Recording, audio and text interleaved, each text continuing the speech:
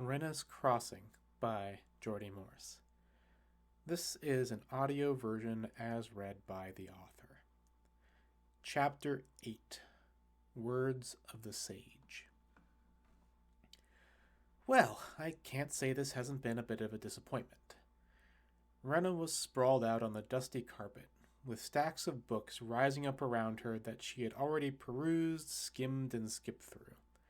The bookshelf she had set up camp in front of was full of holes from which Renna had pulled out most of the promising titles.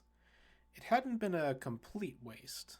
On the contrary, there were plenty of times when the text helped her understand more of what Job had been trying to educate her on.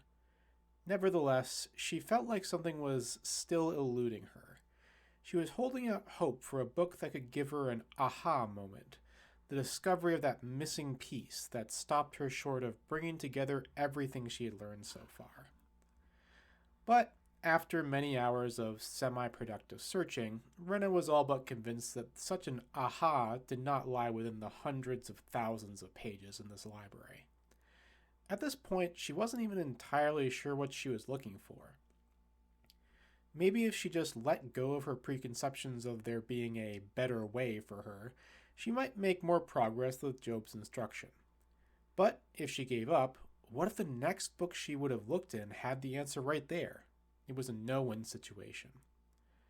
Sarah looked up from the large tome she was flipping through on her lap. Sorry you can't find what you're looking for, but I feel like I've already been learning a lot, just by searching through all this. Renna stretched out her back, twisting and turning and shivering as her muscles flooded with oxygen. Yeah, I'm letting my frustration get the better of me. This definitely hasn't been a waste. In fact, it's been pretty fun, coming here and searching through books all day with you. Sarah nodded, her long braids spilling onto the pages in front of her. Me too. It's a very nice change of pace. I hope the twins aren't too mad at me, though. I've been with them almost every day for the past few weeks. I wonder if you would get along with them. I've never had so many friends at once before.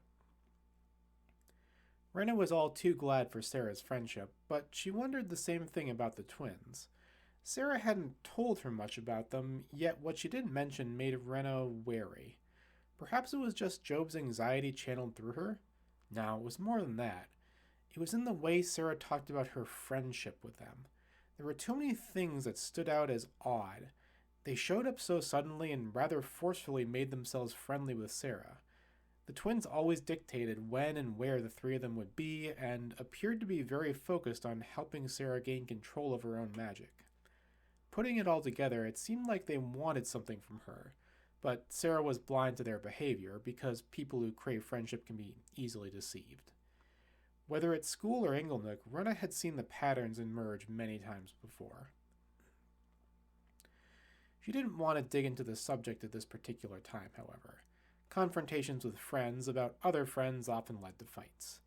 So Renna decided to question Sarah about what had happened during their last time together.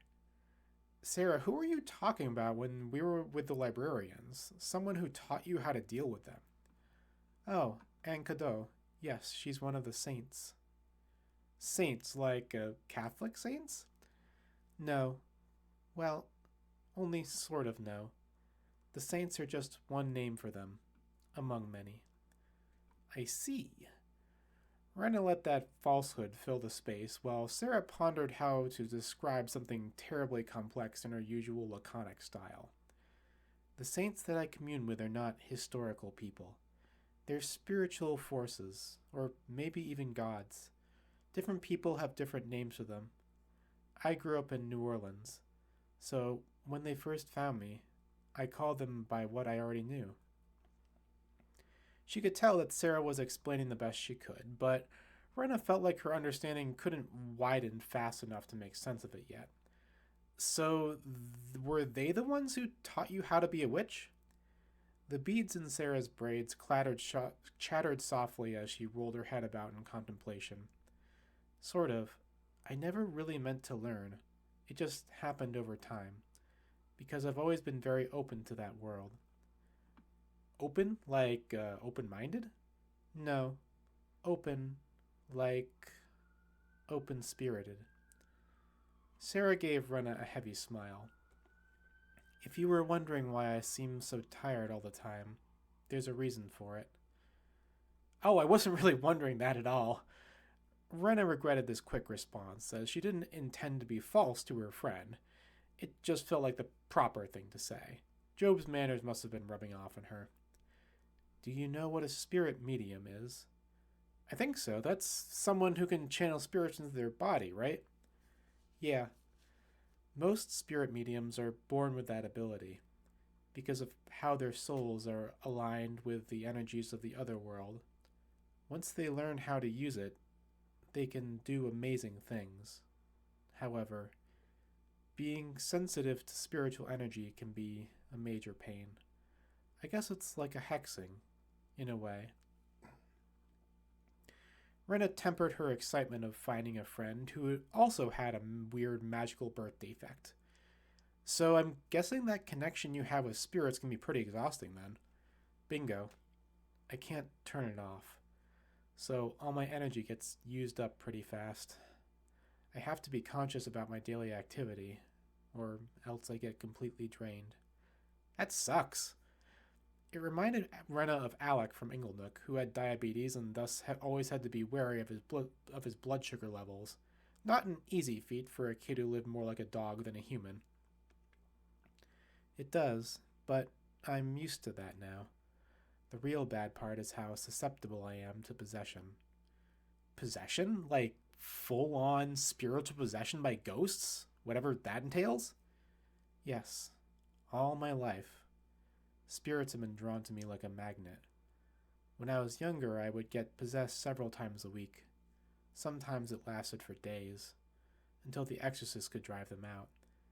That sucks! Renna couldn't think of a more empathetic way to express herself in the moment, so she tried to let the emphasis pick up the slack. Yeah, it took a toll on my health, physically and mentally. My parents didn't know what to do. Exorcisms cost a lot, too, even with a bulk discount. One day, when I was possessed, I ran away from home. I couldn't regain control. I thought that was it for me.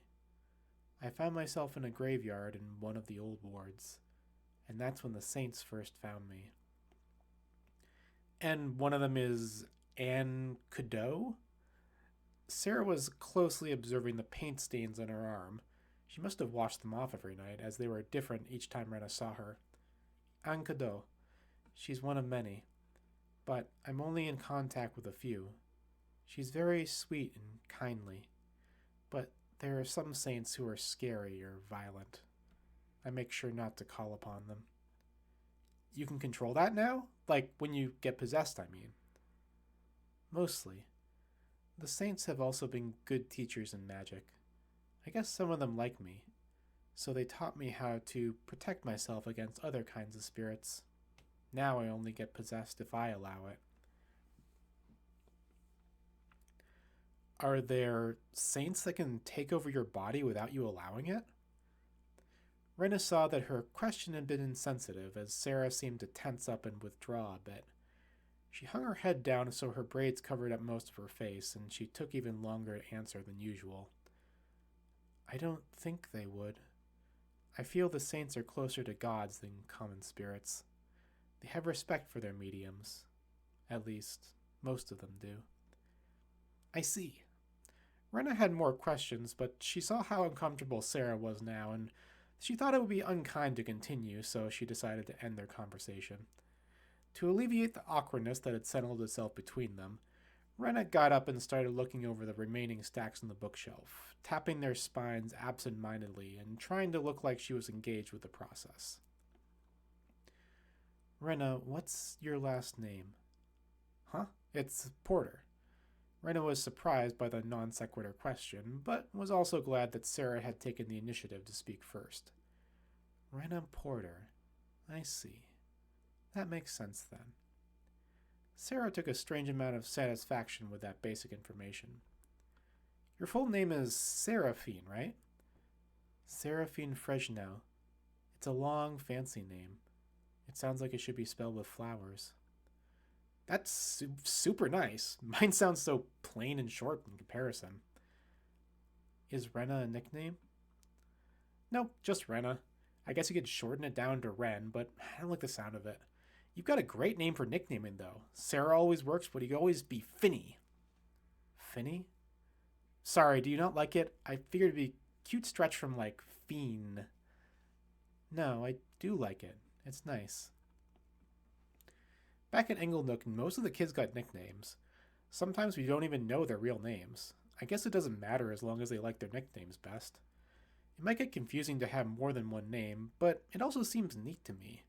Sometimes it's nice to have a name that's only shared by between a few people, you know? It feels valuable in some way.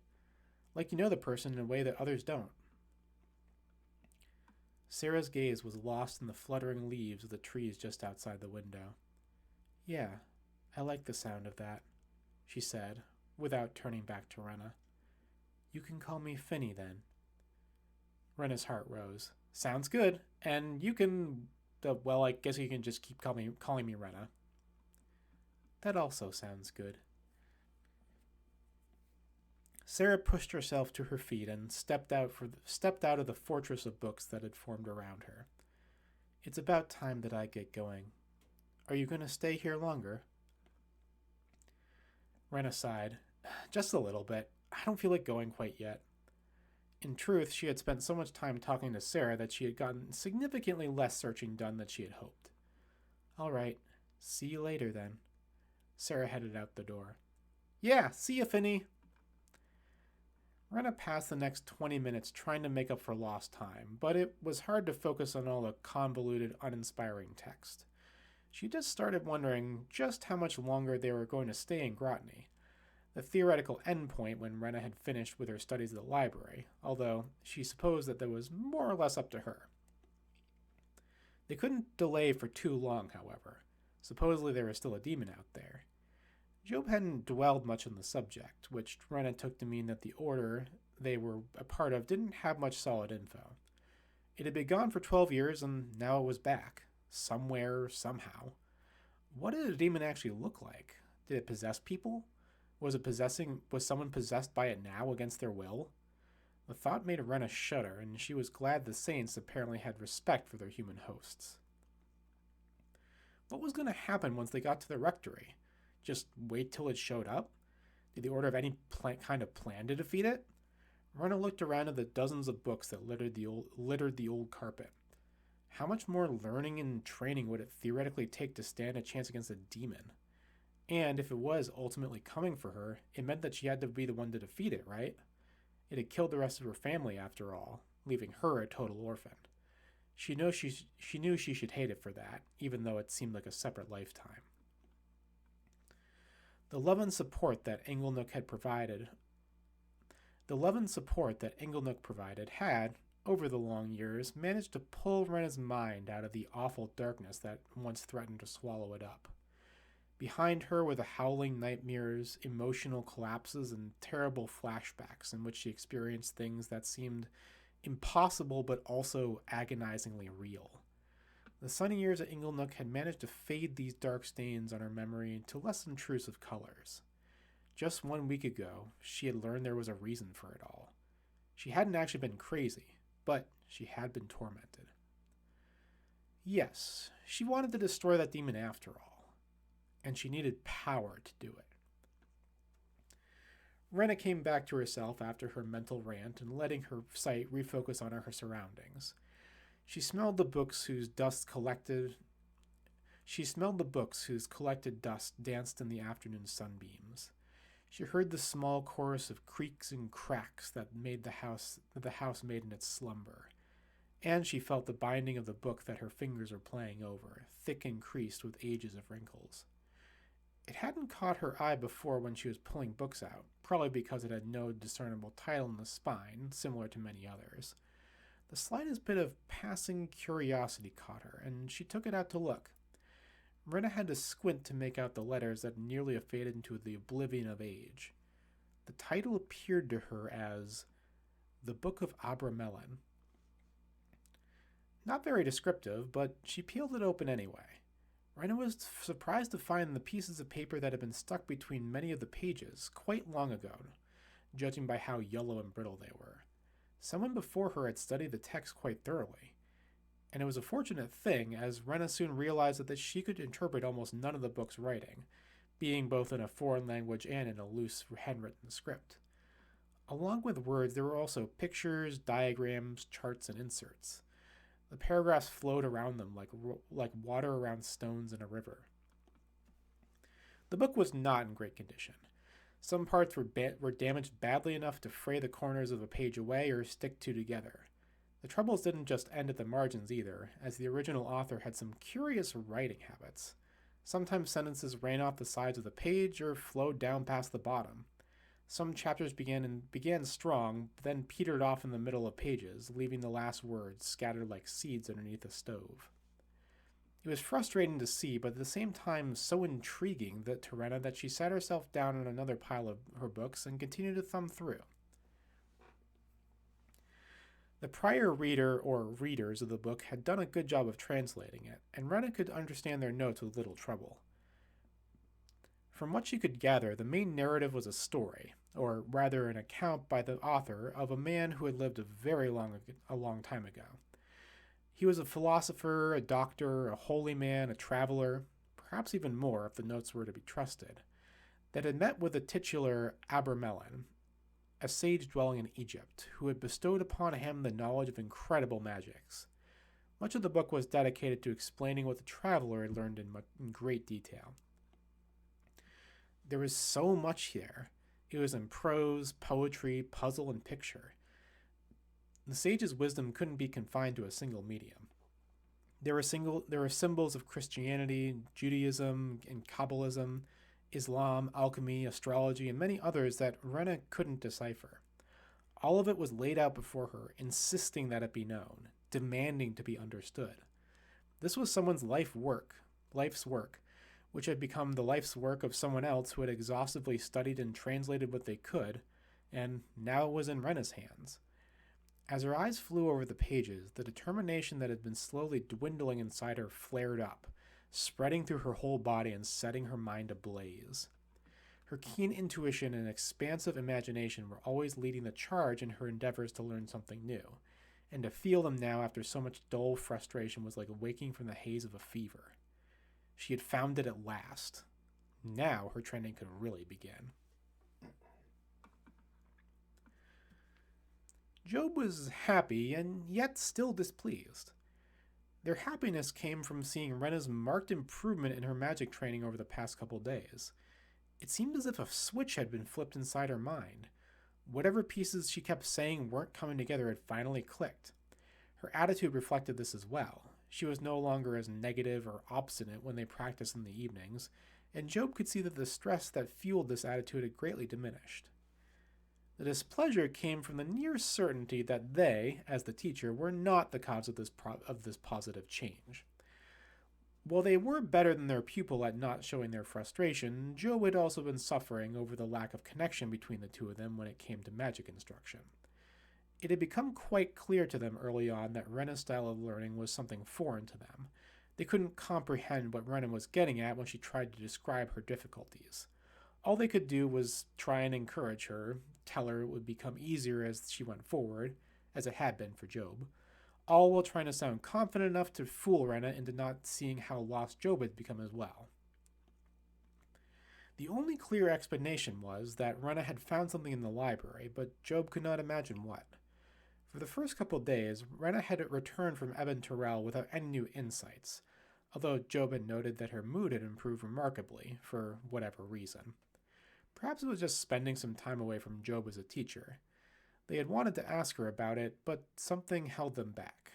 They were worried if they questioned Renna's newfound source of confidence, it might be corrupted just by virtue of Job poking their nose into her business. So, as much as it bothered them to, they decided to let well enough alone for now. Things were going smoothly at the moment. That's all they could ask for, right?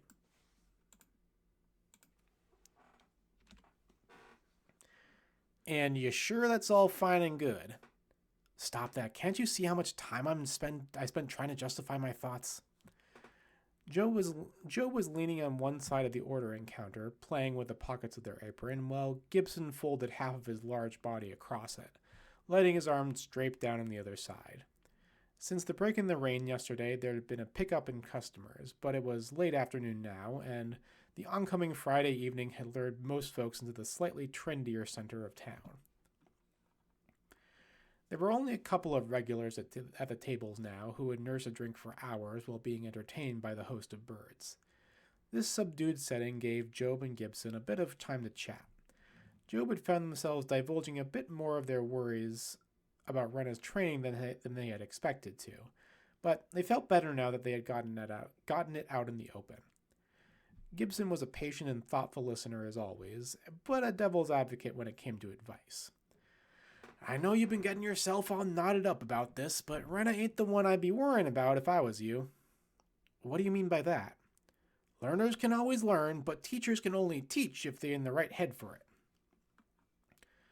Job understood what they were being told, but shrugged it off because they didn't know how to be in any head besides their own.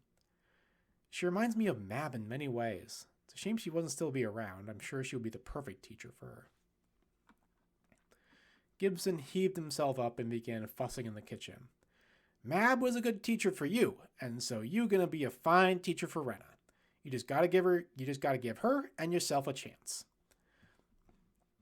Job scowled away from him. Is there anything I can complain about? If there's anything I can complain about that you'll agree with? Gibson laughed. Probably not. It's a bad habit of mine.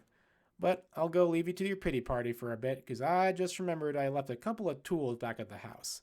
I'm gonna pop out and grab them. Should be fine here for 20 minutes or so. Before Job could respond, they heard the back door open and close.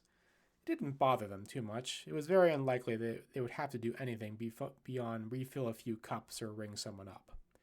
Of course, they had only just time to be satisfied by this thought when a shrill squawking could be heard from the bathroom, where Job quickly discovered that one of the birds, a handsome eclectus named Oberon, had tarried too long inside while a patron was using it.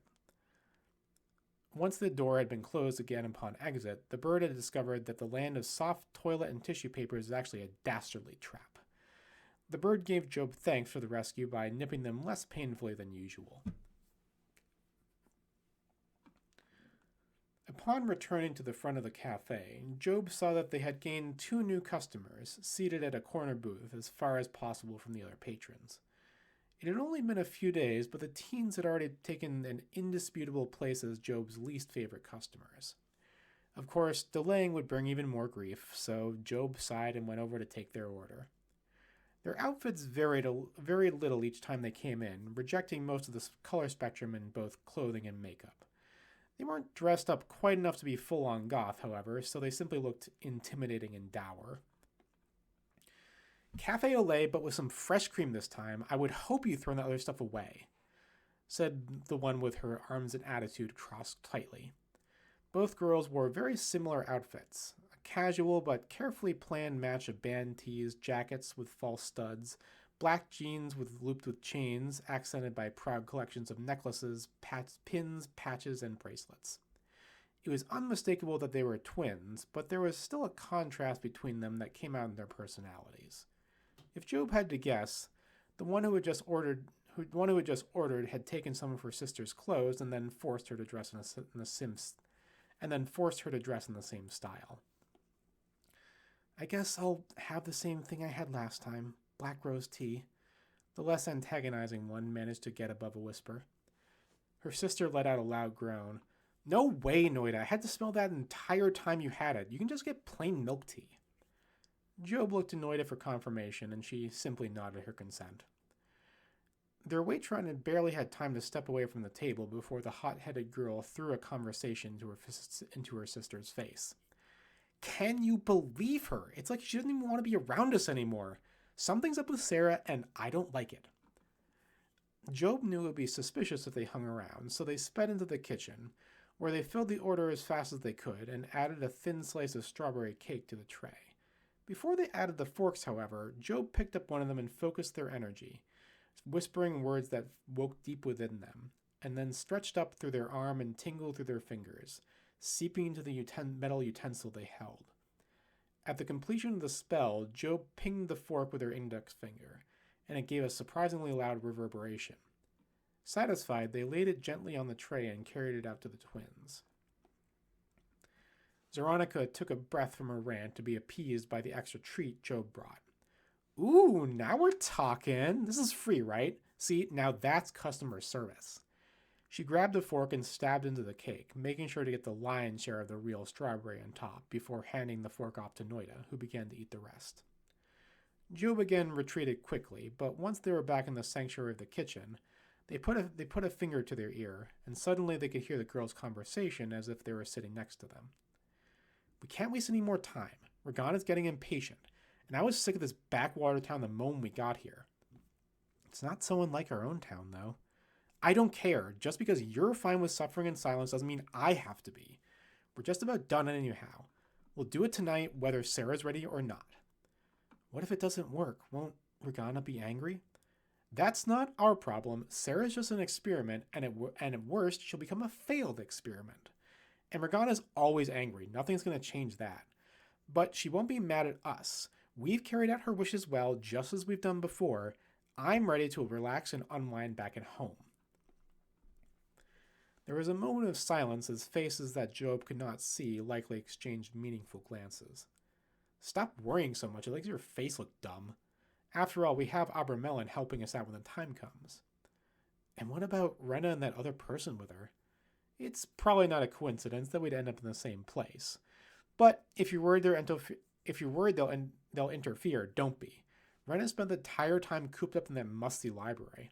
It's like that flashy matron is her tutor or caretaker. I can't imagine they together will be enough to stop us, even if they did know what's up.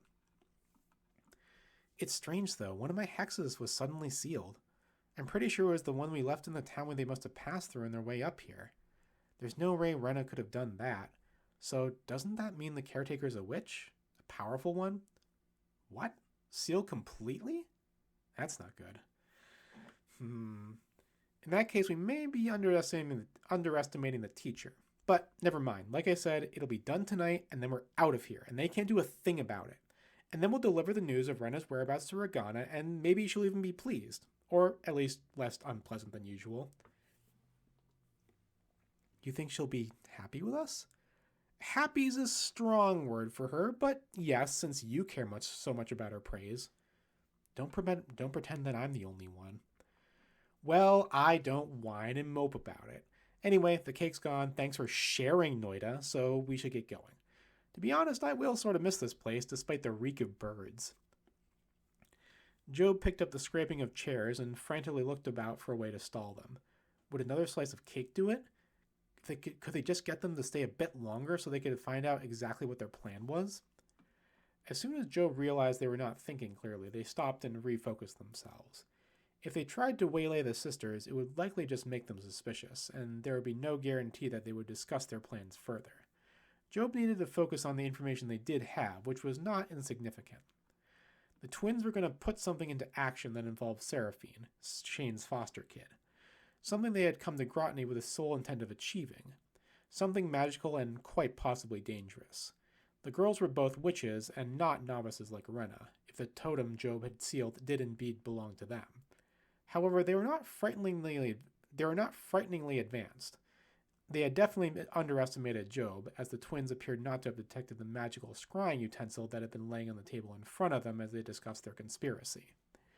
And finally, they were working under orders from a person named Regana, who had a keen interest in Renna's whereabouts. The potential connection to the supernatural terror already hunting her was far too threatening to ignore. Once the twins paid their bill and left the cafe, Job bust their dishes back into the kitchen, where they met Gibson coming back in the door. A look of distant concern clouded his usual carefree expression. On my way back, I spotted Shane Morse tripping along the sidewalk back to his place. Looks like he'd been hitting the juice hard, even before the sun's gone down. Though I thought he was doing rather all right lately. Do you think he'll be okay? Job asked, though they weren't sure it was Shane they cared about this moment. Gibson gave an uneven shrug. Never been a day before when they all don't come out all right. Just gotta hope for the best.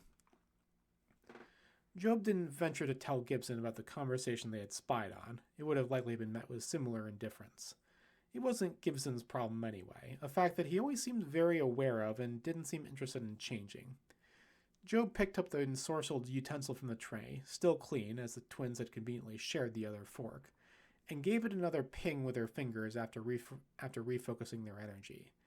It made another astonishingly loud sound, ringing off the various other metal objects, and leaving a white hum in the air like the echo of a bell. Gibson stared at them open-mouthed. "What in the good kingdom was that?" "Tuning fork," Job said dismissively, dropping into the dishwasher. "Sorry to bring it up so suddenly, but would you mind if it took off for today?" They were already untying their apron. Gibson made an agreeable motion. "Sure, cafe's just about empty anyhow. What's the rush?" "I need to find Renna. We've got somewhere to be." "Where's that?" Gibson called after them as Job left for the kitchen door. "Not sure yet."